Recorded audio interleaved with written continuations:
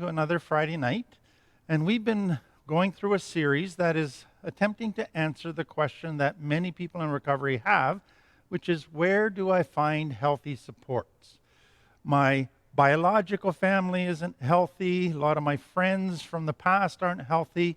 I need to create a new support system, but seems like there's not a lot of healthy people around. And so we've been looking at, what does a healthy person look like versus an unhealthy person? And last week we started, what does a healthy family look like versus an unhealthy family? And I want to continue with that today and talk, hopefully in a bit of depth, about dysfunctional families versus functional families.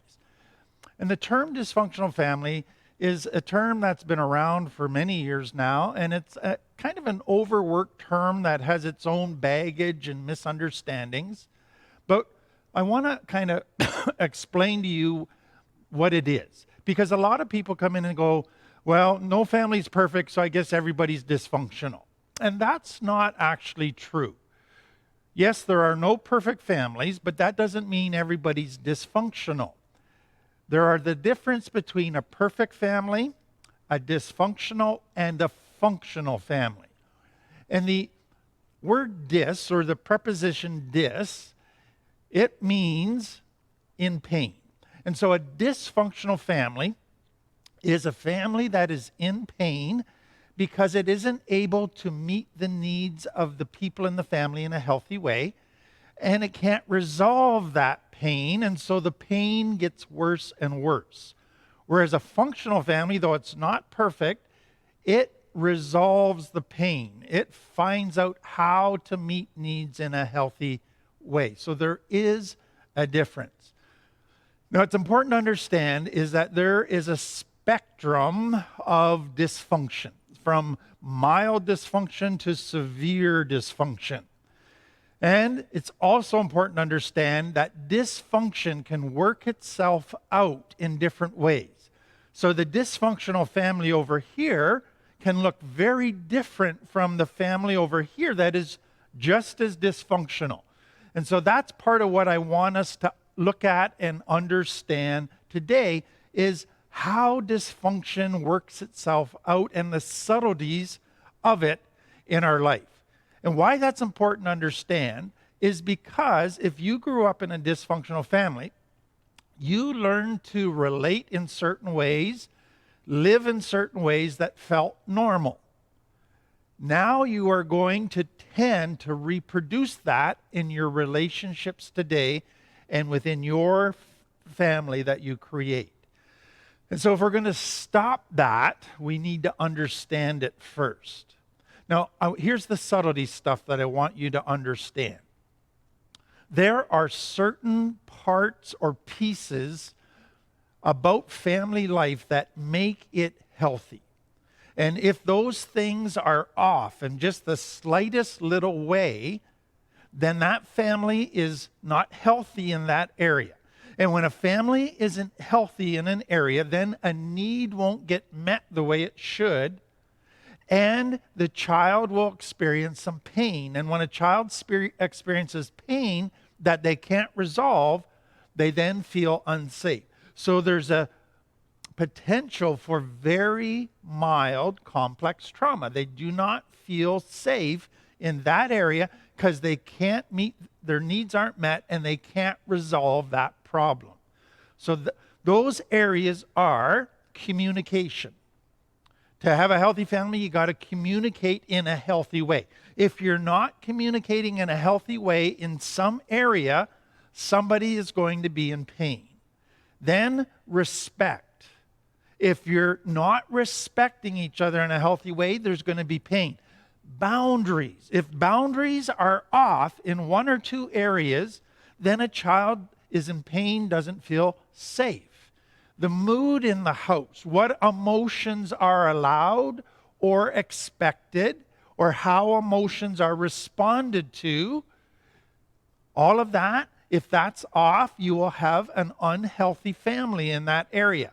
And then, is a person allowed to be an individual, or do they have to kind of be a clone, a cookie cutter reproduction of whatever the parent wants. That is important in looking at whether family's healthy or not. And then, how about responding to different emotions? If that's off, the child gets hurt and it doesn't feel safe. And then, is the child or the people in the house able to make free choice? Or is there control that is at an unhealthy level? So all of those components are components of a healthy family. And if they are off, one of them, in a small way, it will have ramifications in how the people feel, and you will be into dysfunction in a mild way. So, having said that, I want to look at kind of 9 different types of family environments, all which produce dysfunction, but can look very, very different from each other. And what, again, is important to understand is within these family functions, some need is not being met in the child, or to look at it another way, usually in a dysfunctional family, one of the people in the authority or power position is a narcissist or has narcissistic tendencies, so that it's about their needs more than the others. Or, to look at it another way, there is something that is a higher priority than meeting the needs of all the family members equally. And when something is a higher priority than that, then you have unhealthy. So this dysfunctional family thing, what I spend a lot of time on is the very subtle ways where needs aren't met. And hopefully you'll see some of that as we go through it. So the obvious first 2 are if you have a substance abuse family. So either mom or dad or people in the family are addicts. So what happens in that? When a person's an addict, getting the drugs is the highest need. It's higher than the needs of everybody else. And the addict becomes the narcissist. It's all about them. And that creates pain, unmet needs that aren't resolved, dysfunction. The same is true in a family of violence. So verbal abuse, emotional abuse, physical abuse, sexual abuse, all of those, the needs of one are more important than the other. One acts like a narcissist. So those are the obvious ones. The next one is what's called a conflict-driven family. And that means it's a family that's always fighting, bickering. There's kind of these long-running feuds that are always that have been going on for years.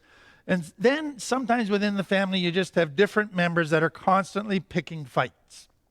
They're constantly pushing buttons, trying to get somebody upset. And then within that, then somebody gets hurt. Now retaliation takes place and they hurt somebody else, who then has to take retaliation and hurt somebody else. So you have this constant revenge narrative taking place within that family.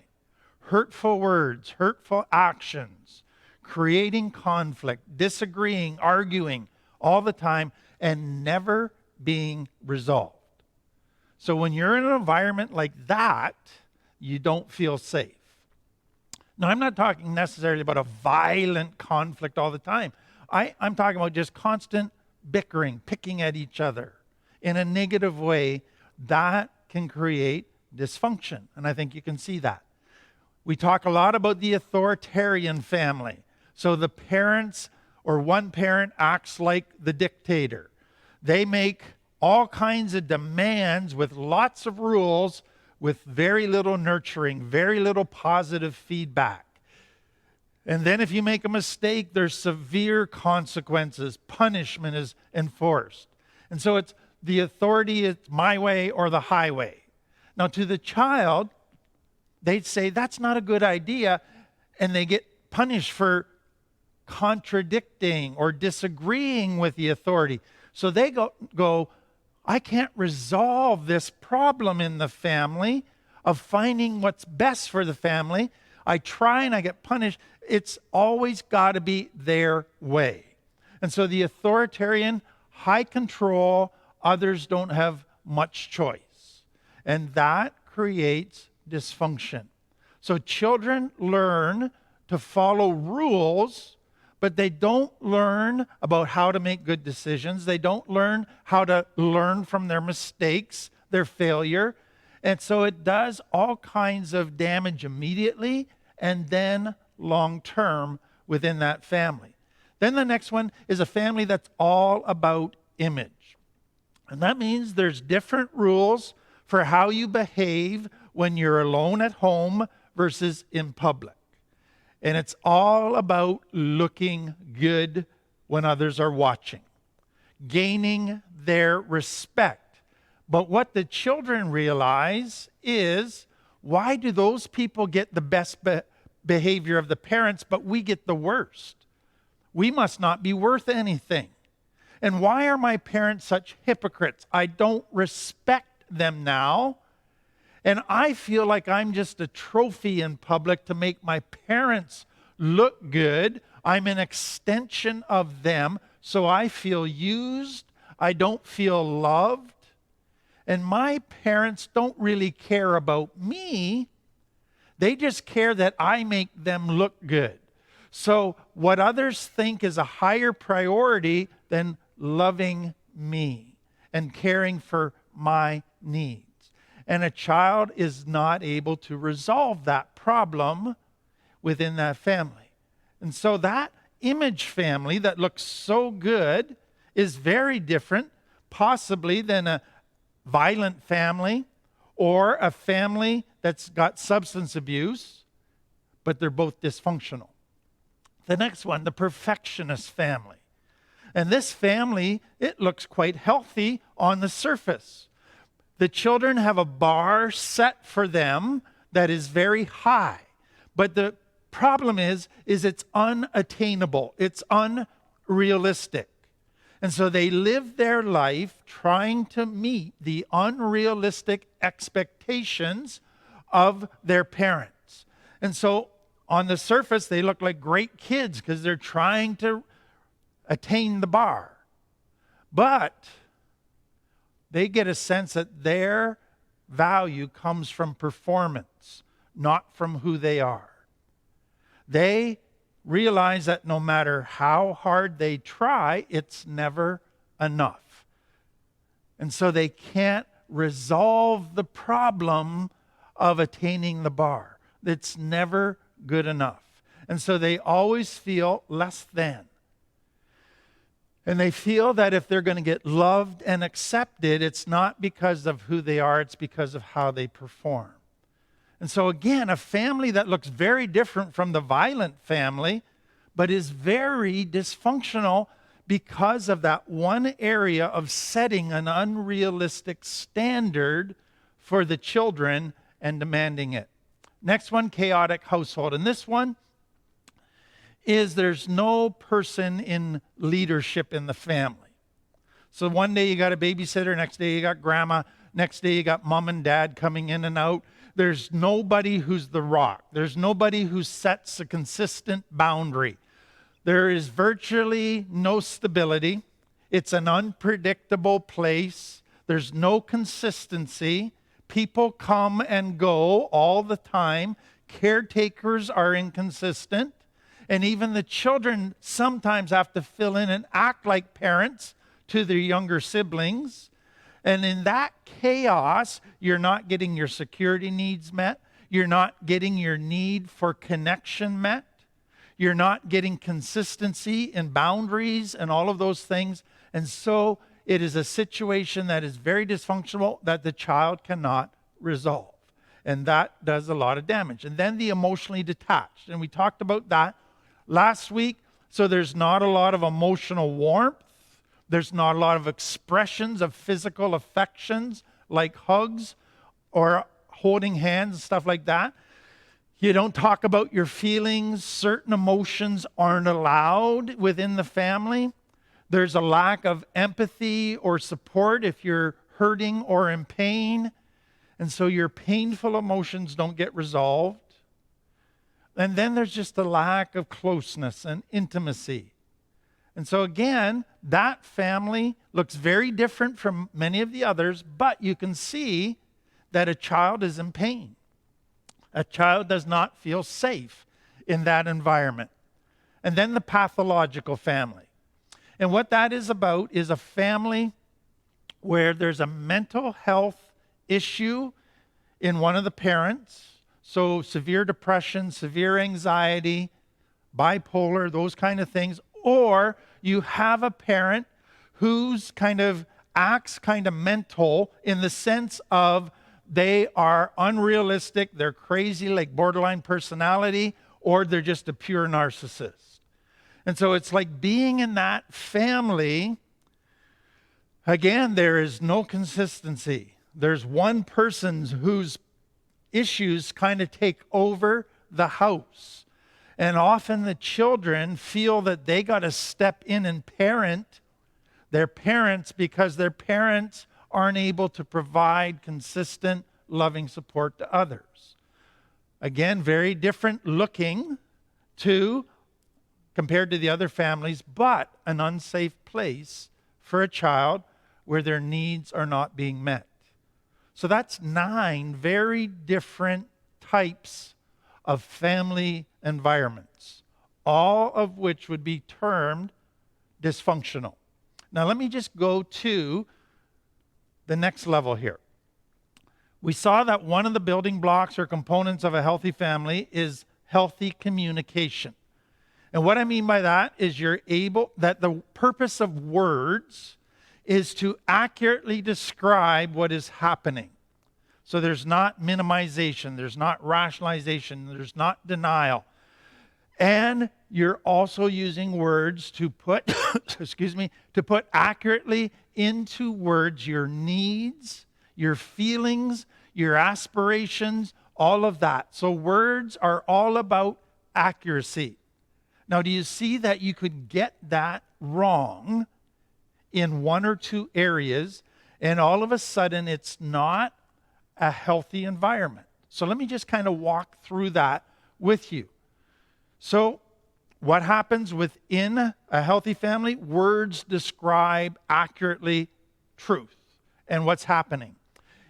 But if words then are used in another family to distort truth just a little bit, or to deny truth just a little bit, all of a sudden children aren't seeing accurate pictures of life, and they feel, no, that's not right. Now, this is not a safe place because people aren't being honest about what really is going on. And that subtle little failure in communication to distort stuff causes a lot of damage. Then, in a healthy home, you express your needs. That's a safe thing to do. But in a dysfunctional home, if you express a need and then get told you're selfish, or get told, no, you don't really have that need, or you get punished for having that need, now you can't talk honestly about your needs. It's no longer safe. And then if there's not good boundaries with consequences that are fair, and you get over-punished, if you fail in some way, now you can't be honest about your failure because you'll get punished. And so you have to lie in order to protect yourself. And that creates problems. And then, if you see that this family isn't healthy, and you want to resolve that, so you say, we need to talk about this part of how we work as a family, and everybody jumps on you and says, quit being so negative. That is no longer a healthy family, a safe family, because you cannot resolve the problems within the family because you can't talk about them. And then there's certain secrets in unhealthy families that you have to protect. Whereas in a healthy family, you don't have to protect secrets because there aren't secrets. And then if you're struggling in a healthy family, you can share that and you can be vulnerable. But if you can't be vulnerable and share your struggles, if they end up with people gossiping about what you're going through or laughing at you or saying that you're weak, then you stop talking, and then now this is not safe for the child. Or if you can't talk about your dreams, your aspirations, which you should be able to do, but if you do, you get laughed at, made fun of, or if it causes problems because it goes against your parents' plans for you, then you've got some serious problems. In a healthy home, there's always the need to communicate accurately, but the goal of the parents is that the words they use in talking to the kids always make sure to balance validation with pointing out flaws. And they know when the children are younger, they need lots of validation as that even goes beyond any pointing out of flaws. But in a dysfunctional family, if the parents start talking about flaws and don't validate a whole lot, and everything becomes negative and critical, and no positive validation, you can see the child begins to feel in pain. Words aren't used to encourage and build up and lift up. Words are used to tear down. And that becomes an unsafe place for a child. In a healthy family, there's communication about all kinds of topics at all kinds of levels of depth. Usually within a dysfunctional family, there can be conversations, but the topics are superficial or safe. And so you can talk about your job, the weather, sports, possibly politics, possibly religion, world events, the latest gossip about people known to the family, not necessarily within the family, funny stories that you've heard, embarrassing stories that you've heard. You can find fault with people outside of the family. So there's lots of topics, but they don't threaten the existing dynamics within the family. And so when you can talk about lots of stuff, the family goes, we communicate, we talk lots as a family. They just don't look honestly at the topic limitations that there are imposed on the family. And so they are a family that looks like they communicate, but to a child they go, what happens if I talk about something deeper? What happens if I talk about a struggle or a family issue that's outside of those safe, superficial topics? And that's where if a child tries to go there and get punished or told they're negative, then they go, okay, there's certain topics we talk about, but there's others that are taboo. We do not go there, but those are the most important topics. Those are the ones that help me think through life carefully. They're the ones that help me grow, but I can't go there because the family won't allow it. This does not feel safe. And so for many families, that is the case. Some families, they don't talk at all. They basically live in separate rooms or in front of the TV when they're together. Or in some families, you don't talk unless you agree with the authority figure. If you ever disagree with them, you're going to be in trouble. So all conversations, all discussions have to eventually agree with the authority, or you will be deemed wrong, rebellious, stupid, whatever they use to try and put you down and beat you up for disagreeing with them. Some families will have bolder, rebellious, defiant kids who just like stirring up conflict, pushing buttons, and so they will purposely throw in a topic that they know is taboo just to see how people respond, just to get a rise out of people, to get an argument started. Okay, next thing. In a healthy family, what you say matches your behavior. But in a dysfunctional family, sometimes this will get off track in two ways. The first is you get mixed messages. So, I need you, go away.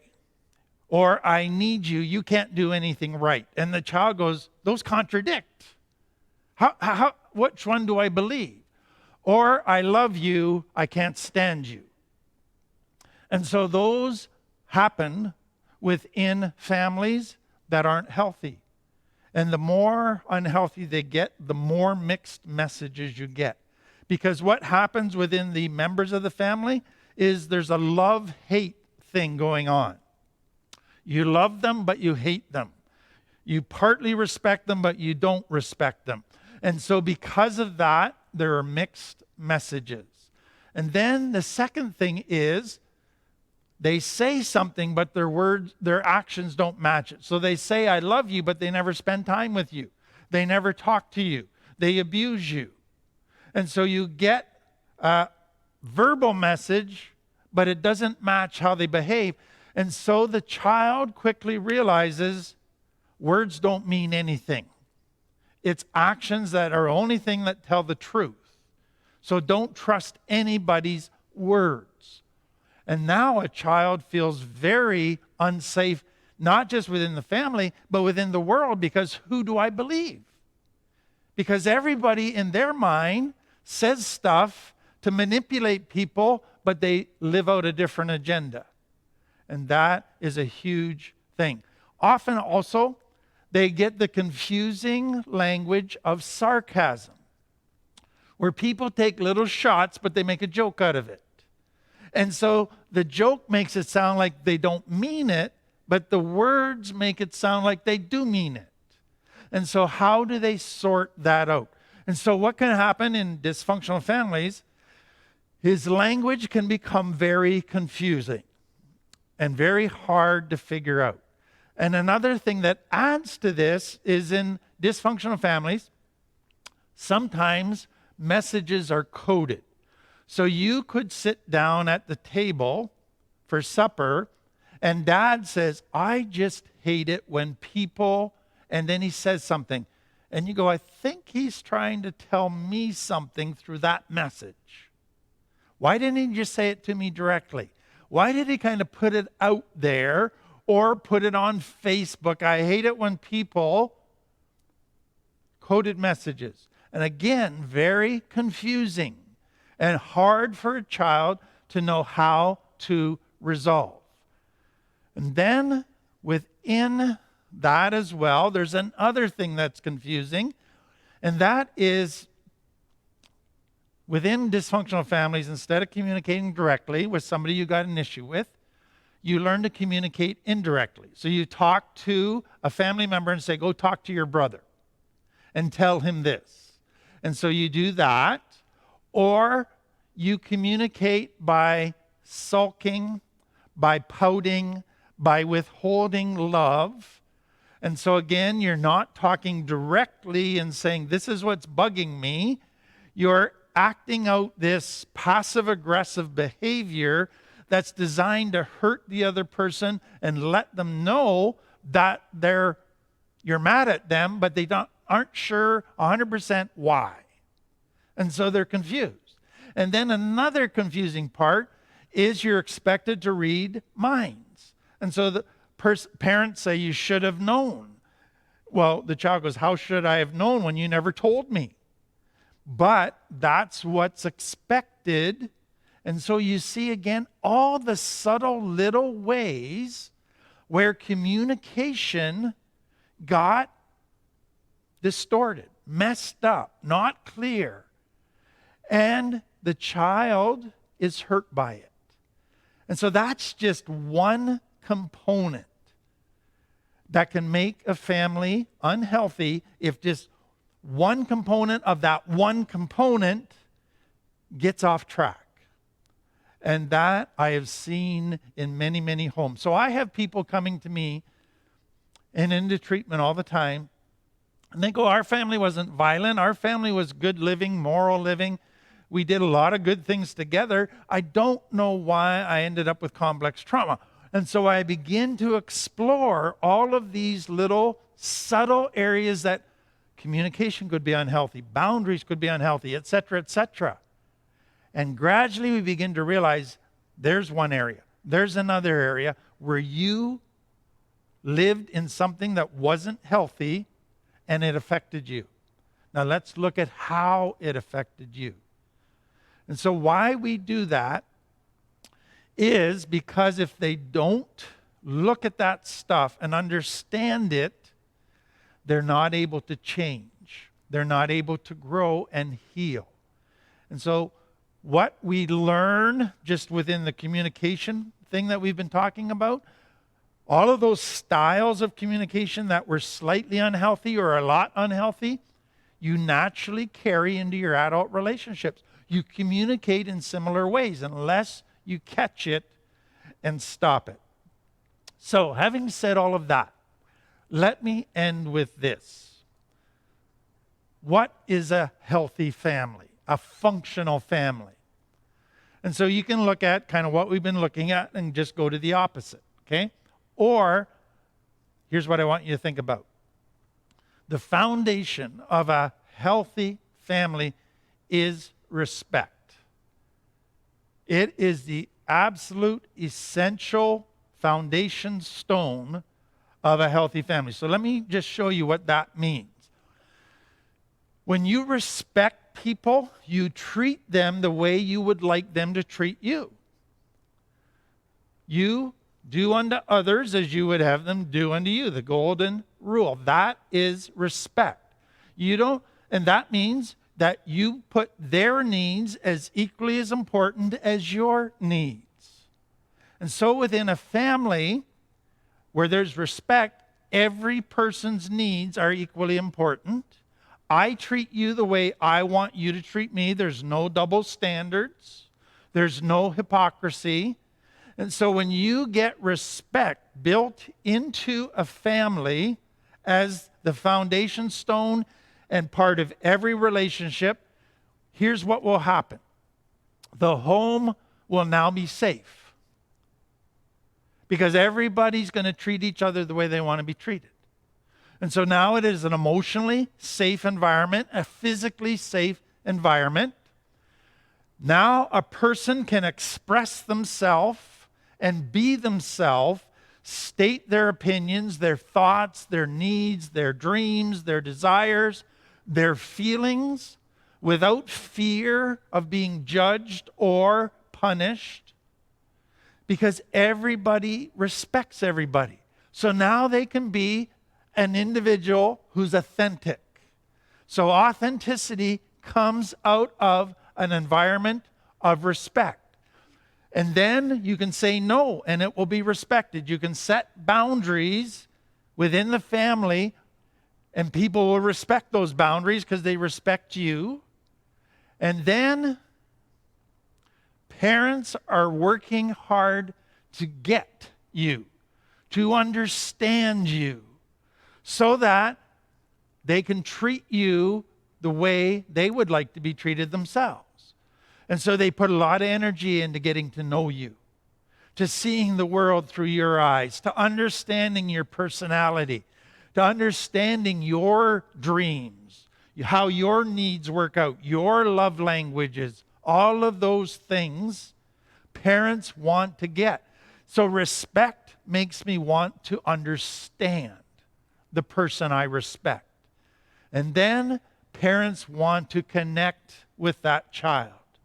So when I respect you, I want intimacy, an intimate relationship. I want to connect with you. So you realize that all of the basic emotional needs for somebody to be healthy that are to be met come out of an environment of respect.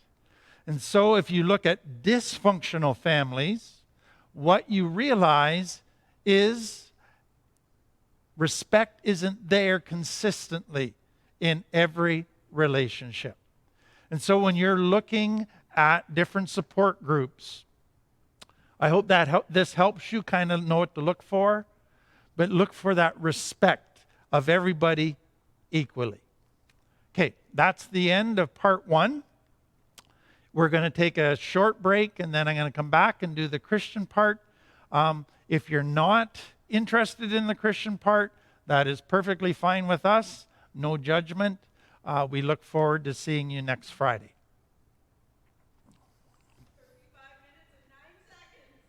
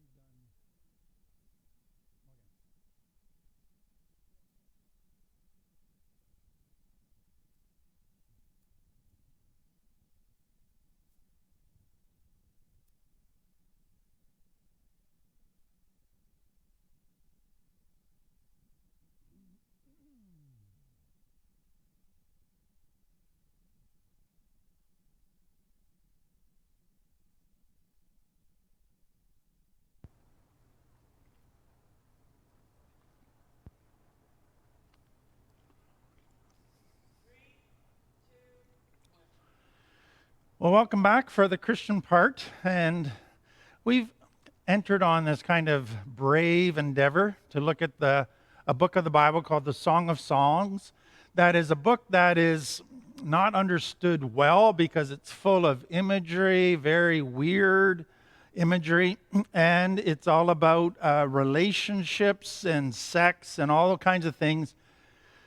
But I wanted to look at it because I think it's the best book in the Bible to help us understand the difference between a healthy relationship and an unhealthy relationship, and to look at the main issues that relationships have to deal with. If they deal with them well, they're healthy. If they don't deal with them well, they're unhealthy. And these aren't just small little things that they have to deal with. These are major issues. These are very difficult things to deal with. And so today, we're going to come to a repeated topic throughout the whole book, and that is beauty and sex. And I think why it's repeated is for a couple reasons. Beauty and sex are wonderful gifts of God. They are wonderful things, but they have the potential for good or bad. They have the potential to make a relationship healthier and in a good place, or they can be forces that take a relationship to a very negative place. And they can do a lot of damage. And then within an intimate relationship, sex and beauty can cause hurt feelings. They can cause people to feel misunderstood. And they can cause a lot of conflict because they're so powerful. They affect us at such a deep level. And so that's why he keeps bringing this up, because he is basically saying, don't lose sight of beauty and sex, because they can really hurt your relationship if you don't stay on top of it and keep it healthy. Because they are a powerful force that can pull you negatively very quickly and very easily. Now, I think it's important that it also shows us that beauty and sex tend to affect men differently than women. So let me just show you what he says, or the writer says, about how beauty and sex affect men versus women. So for men, basically, I think science has shown that men tend to be more visual than women. That's not true across the board 100%, but that seems to be the tendency. And so men are drawn or attracted to beauty in general. And because of that, It is very easy in every culture for men to begin to objectify women as sex objects or to be attracted to other women who are beautiful. And so that is just kind of the big picture that he talks about. So when we come to sex, in chapter 6, verse 12, it says, I went down to the grove of nut trees to look at the new growth in the valley, to see if the vines had budded or the pomegranates were in bloom. Before I realized it, my desire set me among the royal chariots of my people. And again, what in the world is he talking about? So the idea, I think, is this. He's going about his day normally, and then all of a sudden he notices this new growth. He notices these young girls that have blossomed into womanhood. And they're now beautiful in body. And he says that created a desire that set me among the royal chariots. Now, what is he saying? So a chariot was a common thing in that culture, and it was pulled by powerful stallions, powerful horses. And so I think what he is saying is that when he looks at a beautiful woman, all of a sudden he feels this pull inside of him, like powerful stallions pulling him in a certain direction, in a sexual direction. And the desire is so powerful, he is struggling to control it. He feels like he might lose control. And I think what's important to understand is he's not proud of this. He doesn't like this about himself because he normally doesn't think of women that way. He respects women. But it's just when he sees a beautiful woman and then this power, this dark force takes over and he becomes like a possessed man. Do you realize that one of the worst times of the year for people in addiction who are in recovery is coming into summertime?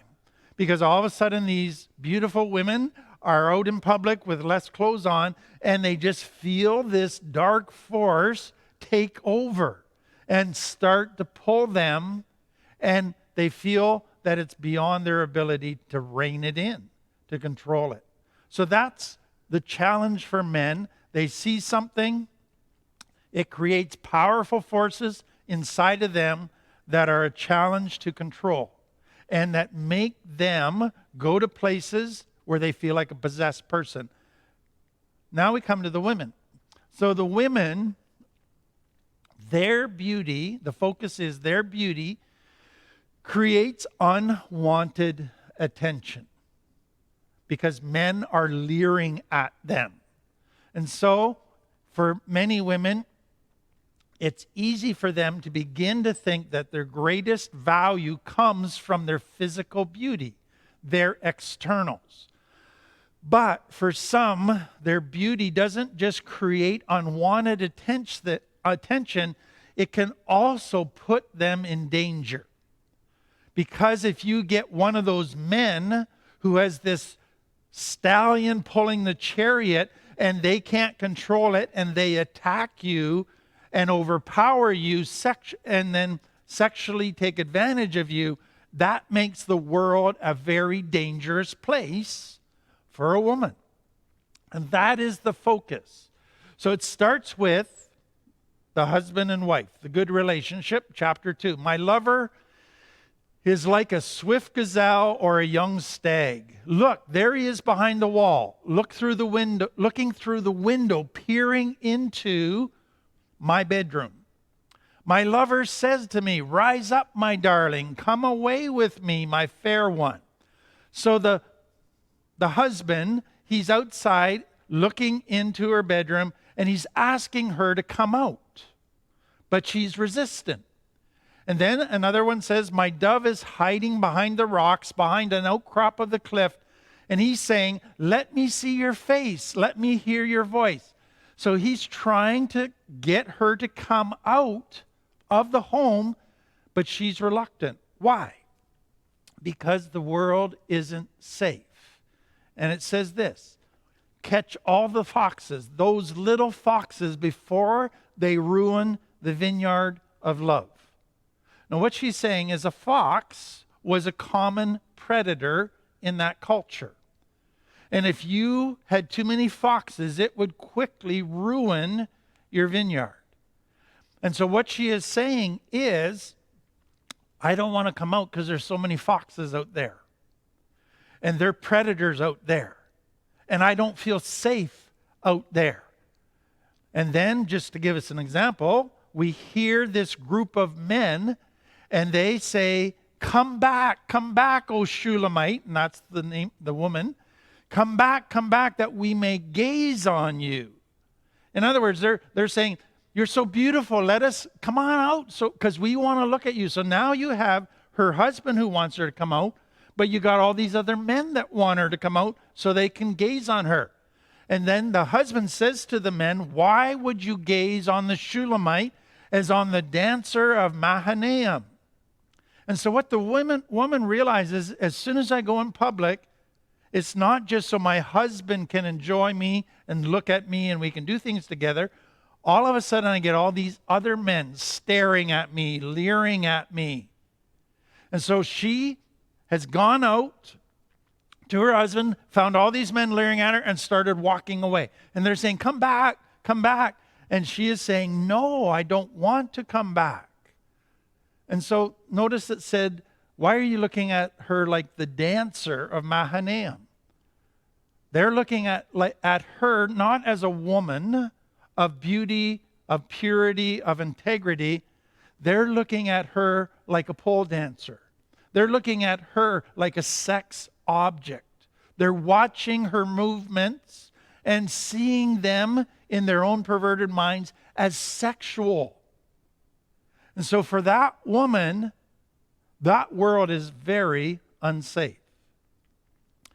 And one of the things that I say regularly is I have a fear for our culture today that it is becoming increasingly unsafe for young women. And that is sad.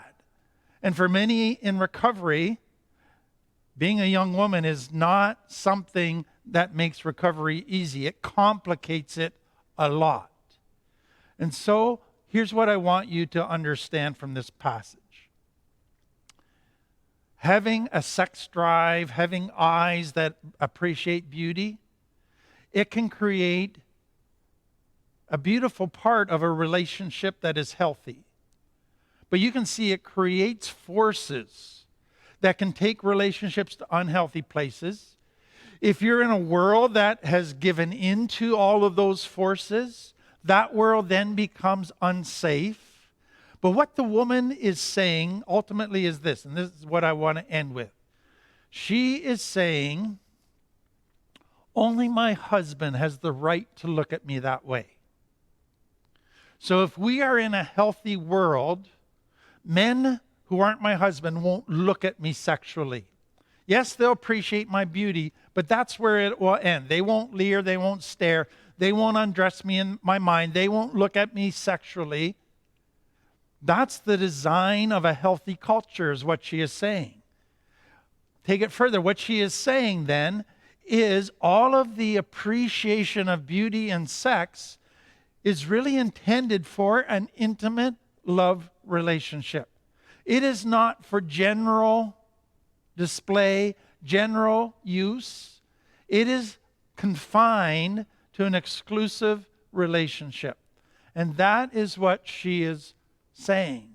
I feel safe with my husband. I want to enjoy beauty, him to enjoy my beauty. I want to be able to give in to our sexual desires as we both agree to. But that's where it stops. And that's where it needs to stop if we are to remain healthy as a culture. Now let me just come to one final thing. I remember one day I had a client in my office. This goes back many years. And they had just cheated on their partner.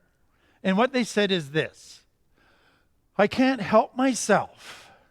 You can't control who the heart falls in love with.